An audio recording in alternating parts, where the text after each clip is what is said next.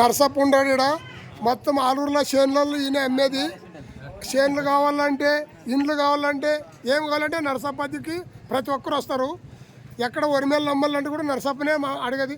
నర్సప్ప నీది ఎందుకు ఇంత పేరు పలుకుబడి ఎక్కువ ఉంది? నువ్వు చేనులు దళాలు అంటే బ్రోకరేజ్ తీసుకుంటావా లేదా? బ్రోకరేజ్ తీసుకోవా?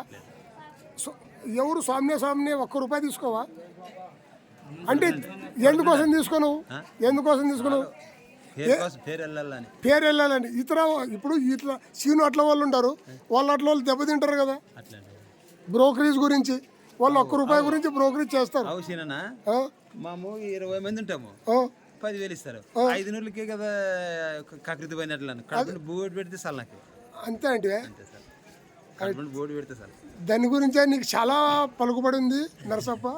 నీది ఇట్లే పేరు ఉండాలని మేము కోరుకుంటాము. వీడియో నచ్చితే లైక్ చేయండి, షేర్ చేయండి ప్లీజ్.